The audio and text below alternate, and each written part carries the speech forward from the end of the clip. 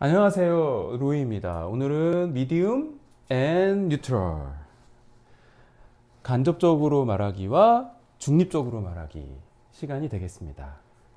자, 일단 미디움은요, 매개라는 뜻이에요. 네, 매개. 매개가 뭔가요? 자, A와 B가 있으면 둘 사이에 존재하는 어떤 것. 네. 자, 요거를 우리가 매개라고 이야기할 수 있죠. 이 얘기는 무슨 얘기냐면 직접적으로 이야기할 수도 있지만 중간에 하나 정도를 거쳐주면 더 좋다는 뜻이에요. 이런 경우가 많이 있습니다. 뭐 그런 소설들을 많이 봤는데요. 이를테면 A와 B 사이가 연인 관계예요. 둘이 사이가 안 좋아요. 뭐 기본적인 인생관이나 아니면 성격상의 뭐 치명적인 어떤 그 불이 안 맞는 게 있어요. 서로 안 맞아. 자, 그러면 둘이 사이가 안 좋다라는 걸 표현하기 위한 방법이 뭐가 있을까요?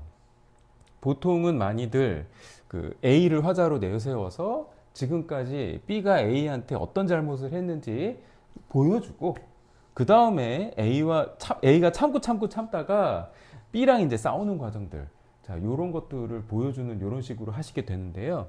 갈등이라고 하는 것이 직접적으로 표출이 되게 되면 A와 B의 그 말싸움, 이것이 소설의 상당히 많은 부분을 차지할 수 있게 된다는 거죠. 싸움이라는 게 뭐예요? 일단 시작되면 텐션은 떨어진다고 보셔야죠. 예. 무협이 아닌 이상, 무협이 아닌 이상, 혹은 전쟁 뭐 소설이 아닌 이상, 싸움이 시작되면 텐션은 떨어진다. 다른 경우를 한번 생각해 볼까요? 자, A와 B는 서로 잘 모르는 사이였는데요. 어떻게 하다 보니까 둘이 유대 관계가 생기게 됐어요. 그리고 서로의 과거에 대해서 이야기를 하게 되었는데요. 자, 이런 경우에도 어떤 문제가 생기냐면 매개가 만약에 없다 할 경우에는 자, 요런 소설들은요. 뒤에 가서 A와 B의 대화 잔치가 될 가능성이 커요. 계속해서 A가 나는 과거에 이랬었어. B가 너는 그랬었니? 나는 이랬었는데 그러면서 서로 그 너무 진지한 이야기를, 진지한 이야기도 뭐 이렇게 한두 대사 정도는 괜찮은데 뭐 A4 한 장 이상이면 잔치예요. A4 한 장 이상 이런 대화를 끌고 나가게 되면 약간 오글거릴 수도 있고요. 그죠? 그리고 그 쓰고 있는 사람의 생각과는 달리 독자가 받아들일 때는 심파로 느껴지거나 아니면 좀 지루하게 여겨지거나 이렇게 될 수 있는 그런 가능성도 있다는 거죠. 그래서 매개를 잘 생각을 해보시는 게 좋다는 거고요. 자, 그 다음은 뉴트럴이라고 하는 건데요. 뉴트럴은 중립이란 뜻이죠. 그죠? 요즘 중립기어라는 말 많이 하잖아요. 그죠? 소설가는 기본적으로 문장을 쓸 때 중립기어를 넣으셔야 돼요. 자신이 어떤 생각을 가지고 있을 수 있지만 그 생각을 직접적으로 표현을 하시면 안 돼요. 다른 말로 하면 저는 이제 무슨 얘기를 하냐면 저지하지 마라. 저지가 뭐예요? 다른 사람을 판단하는 거잖아요. 외국 영화 보면 이런 얘기 많이 나오죠. Don't judge me. 이런 얘기 많이 나오잖아요. 네가 감히 나를 탓해? 네가 감히 나를 평가해? 너는 그럴 자격이 없어. 자, 이런 얘기를 할 때 많이 쓰는 말인데요. 저지, 판단한다는 것은 여기 어떤 게 있어요? 윤리적인 게 있어요. 그래서 다른 사람을 윤리적으로 판단한다. 자, 이런 게 되겠습니다. 예전에는요, 그 소설에 종교 얘기 쓰지 마라, 정치 얘기 쓰지 마라, 이런 얘기들도 많이 했었는데요. 종교 얘기나 정치 얘기를 쓰면 안 되는 건 아니에요. 안 되는 건 아니지만, 종교 얘기나 정치 얘기를 쓰면 어떤 경우가 많이 되냐면, 아무래도 종교 얘기를 쓰게 되면 자기가 믿는 종교가 있을 거 아니에요. 자, 종교에는 또 어떤 종교든지 율법이 있단 말이죠. 정치 얘기를 하다 보면 자신이 지지하는 정당이 있을 수 있죠. 자, 그렇다 보면 자신이 옳고 그르다라고 생각하는 기준이 분명하단 말이죠. 그 상황에서 좀 어떤 분들은 그런 종교적, 자기가 믿는 것, 자기가 믿는 어떤 종교에 대한 상이나 아니면 자기가 옳다고 생각하는 어떤 정치적 입장들을 여과 없이 소설에 쓰는 경우들도 제가 많이 보았는데요. 그렇게 되게 되면 그것에 대해서 공감할 수 있는 독자의 폭이 확 줄어들겠죠. 또 지난번에도 말씀드렸지만 그렇게 어떤 주장을 하시려면 논설문을 쓰셔야죠. 소설은 주장하는 장르가 아니에요. 그죠? 그래서 설사 마음속에 어떤 종교적인 믿음이나 아니면 정치적인 신념이 있다 손 치더라도 소설을 쓰실 때에는 최대한 최대한 억제 정도가 아니라 그런 어떤 작가의 생각을 드러내시지 않는 게 좋아요. 기본적으로 만약에 꼭 드러내고 싶다 그러신 경우에는 화자의 생각으로 해주세요. 작가는 생각이 없어요. 작가가 소설에서 자기 생각을 이야기하는 것은 현대소설에 있어서 그 반칙이 있잖아요. 그죠? 자, 화자가 이야기하게 내버려 두고 작가는 빠져라. 자, 이렇게 말씀을 드리고 싶네요.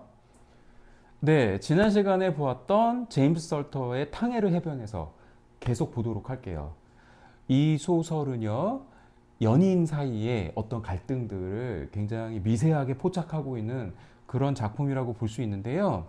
이 연인들의 갈등, 둘만 등장시켜서 이 얘기를 하려고 했다면 상당히 어려워질 수 있어요. 그러면 두 사람의 어떤 싸움, 이런 것들로밖에 표현할 방법이 없잖아요. 하지만 이 소설은 그렇게 두 명만 등장시키지 않고요.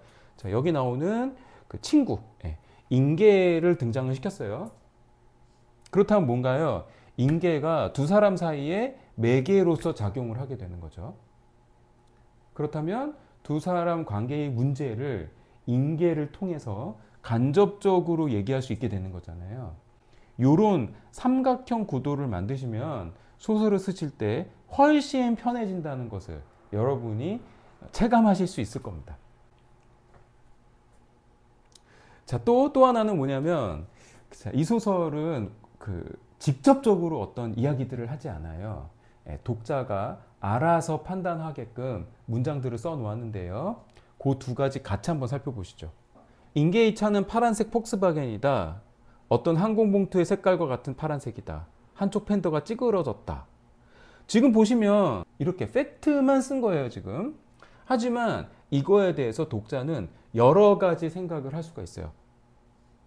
어떤 항공봉투의 색깔과 같은 파란색이다? 이거 그냥 그럼 파란색일 수 있지. 자, 이렇게 생각할 수 있지만 인계가 뭔가 그 항공봉투의 파란색을 굉장히 세련되게 생각하는 사람이구나. 자, 이렇게 생각할 수도 있고요. 자, 한쪽 팬더가 찌그러졌다. 이거를 찌그러질 수도 있지.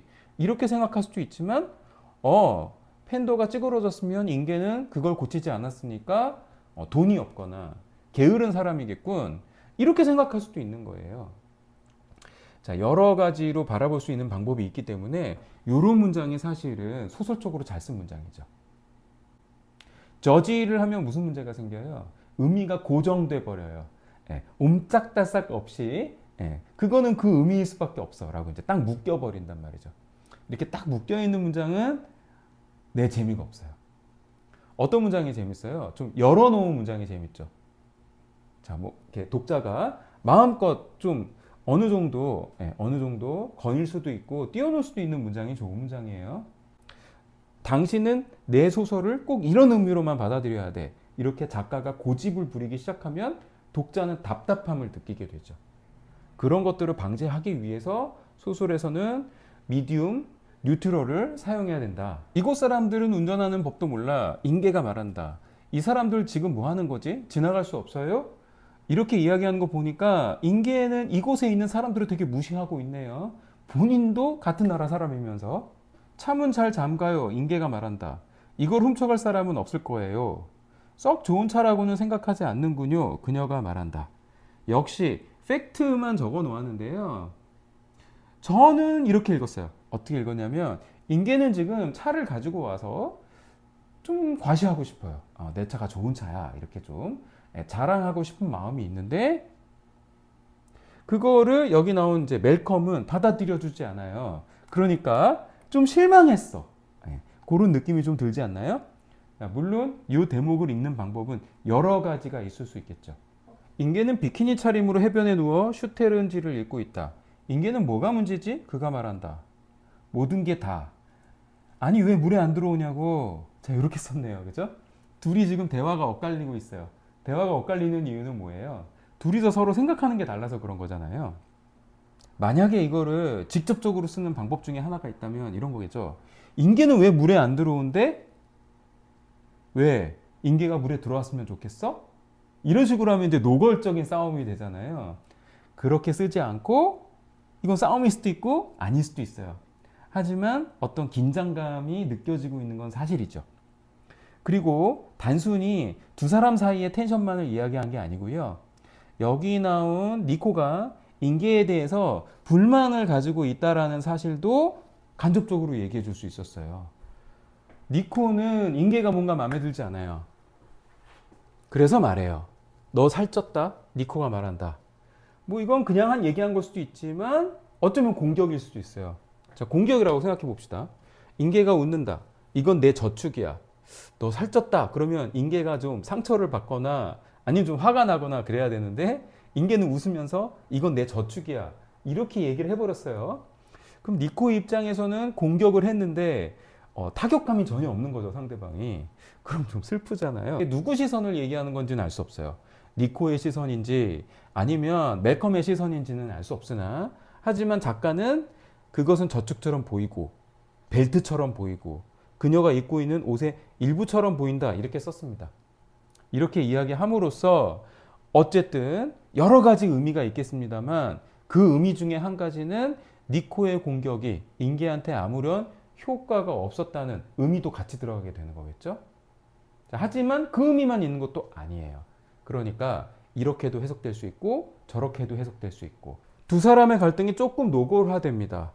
그이는 형편없는 사람이야. 인계가 말한다. 정이 없는 사람이지. 하지만 난 이해해. 나는 그이가 원하는 걸 알아. 아무튼 여자는 남자의 전부이기를 바랄 순 없어. 그건 자연스러운 게 아니야. 남자에겐 많은 여자가 필요해. 그러니까 니코가 뭐라고 말해요? 너 미쳤니? 이렇게 얘기하죠. 여기서 뭘 할 수 있어요? 작가가 무슨 생각을 하는지는 알 수 없지만 적어도 자, 둘은 지금 남자에 대한 생각에 대해서 서로 다른 생각을 가지고 있습니다. 그리고 그러한 생각의 차이는 니코를 상당히 불쾌하게 만들겠죠. 그러고 나서 여기서는 조금 더 직접적으로 갔습니다. 여기서 직접적으로 간 이유는 소설이 지금 결말을 향해 가고 있기 때문이에요. 지난 시간에도 얘기했지만 여기 보면 니코는 아무래도 인계를 좀 속된 여자라고 생각하는 것 같아요. 그래서 자신의 남자친구가 인계와 얘기를 그만하고 좀 자기한테 주목을 해줬으면 좋겠어요. 마리아 프라데라야 들어봐라고 말해요. 자, 어떤 노래냐면 좀 자기가 생각할 땐 고상한 음악이라고 생각해서 니코가 남친의 관심을 자기한테 끌어오고 싶어요. 하지만 멜컴은 아무것도 들리지 않아요. 니코는 그가 변했다는 것을 알 수 있어요. 이 소설의 결말부입니다. 이 소설의 마지막 맥이 한번 보실까요? 두 사람이 직접적으로 싸우거나 이렇게 해서는 매끄럽게 끝나지가 않겠죠. 여기서는 그런 노골적이거나 직접적인 방법을 택하지 않았고요. 어떻게 했어요? 새장바닥에 떨어져 있다. 새가 둘이 키우던 새예요. 손수건 귀퉁이에 브랜드를 조금 적셔서 줘봐. 그가 말한다. 그녀가 새장의 문을 연다. 죽었어. 그녀가 말한다. 내가 좀 볼까? 앵무새는 뻣뻣하다. 조그만 발은 동그랗게 말리고 장가지처럼 메말라 있다. 왠지 더 가벼워진 것 같다. 숨은 깃털을 떠났다. 이렇게 해서 앵무새의 죽음을 객관적으로 전달하고 있는 것처럼 보이지만 누구라도 이 앵무새의 죽음은 두 사람의 관계 사이에서 어떤 지각 변동이 일어났다라고 하는 한 단계에서 다른 단계로 넘어가 버렸다라고 하는 이런 것을 알리기 위한 상징으로 읽을 거예요. 하지만 작가는 둘 사이는 이제 완전히 끝났어. 둘은 건널 수 없는 강을 건넜어. 라고 직접적으로 말하지 않아요.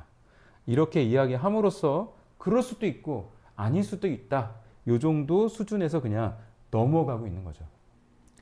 수많은 작품들에서 이러한 중립적인 표현, 그 다음에 매개를 사용하는 기법 이런 것들을 살펴볼 수 있으니까요. 로티 앤 로이를 오시면 제가 상세하게 설명해 드리도록 하겠습니다. 오늘도 감사합니다.